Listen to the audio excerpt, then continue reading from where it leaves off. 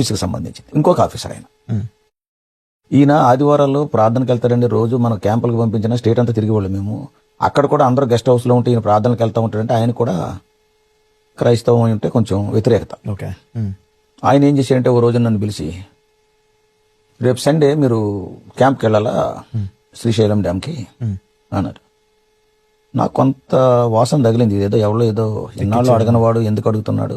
చాలా tough man ఆయన, చాలా టఫ్, ఇష్టానుసారంగా తిట్టివాడు అన్నట్టు అందరినీ. అంటే నేను ఇమీడియట్గా మీరు ఏమన్నా అనుకోండి సార్, ఆదివారం అయితే నేను ఏ క్యాంప్కి వెళ్ళను, నేను మీరు తర్వాత మీ ఇష్టం, ఇంకెవరన్నా పంపించండి. సోమవారం పొద్దుట వెళ్ళమనంటే వెళ్తాను, ఆదివారం నైట్ పొమ్మనంటే పోతాను, సోమవారం పొద్దుట అక్కడ ఉంటాను.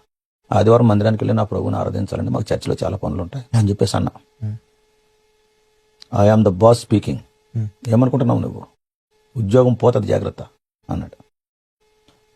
ఒక 5 నిమిషాలు టైం ఏంటి సార్, నేను తర్వాత చెప్తాను అన్నాను. చెప్పాను. 5 నిమిషాలు అయిన తర్వాత నేను వెళ్ళి ఆయన చేతికి పేపర్ ఇచ్చేసా. ఏంటిది, I'm resigning for the job sir అన్నాను. జాబ్ నాకు వద్దు సార్, ఎట్టండి జాబ్.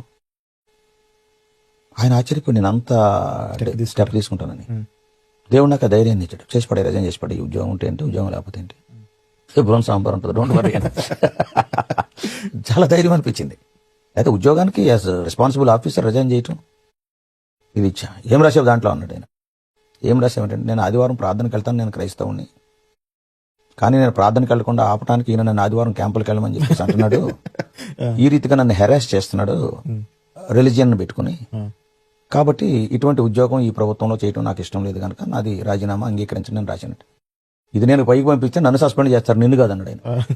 అయితే పంపించకండి సార్ అని చెప్పేసి అంటే కోపంగా చూసి సరేలే అని నా కాగితం నాకు వెనక్కి ఇచ్చేసాడు. సరేలే సోమవారం వెళ్తుగానిలే అని పంపించాడు. పంపించి నా తర్వాత ఇంకొక క్రైస్తవుడే ప్రార్థనకి వెళ్తాడు, ఆయన పిలిచాడు అనమాట. ఆయన పిలిచి రేపు ఆదివారం క్యాంప్కి వెళ్ళాలి, నువ్వు వెళ్ళు అన్నాడు. అలాగే సార్ అన్నాడు. అలాగే సార్ అనగానే అన్నాడు, నువ్వు సరైన క్రైస్తవుడు కాదయ్యా, ఎందుకయ్యా క్రైస్తవుడు అని పేరు పెట్టుకుంటావు, క్రైస్తవుడు అంటే వాడయ్యా, ఉద్యోగం అక్కర్లేదని అవతల పడేసాడు. వీడి పాపం తలంచుకున్నాడు. సరే నువ్వు వెళ్ళొద్దులే ఎందుకులే అని చెప్పేసి ఆయన వెళ్ళనివ్వలేదు. This is how things will happen. నిలబడినప్పుడు ఒక్కోసారి దెబ్బలు తగులుతాయి, కష్టం, అనుమానం లేదు. అంటే మనం పవిత్రమని కాదు, లేకపోతే మనలో ఏ తప్పులు లేవని కాదు. కొన్నిసార్లు తెలుసో తెలియకో కొన్ని తప్పులు చేస్తూ ఉంటాం. కొన్నిసార్లు ఎక్కువ మందిని ప్రేమిస్తూ ఉంటాం, ప్రేమించడంలో ఎక్కువ గాయాలు కూడా చేస్తుంటాం.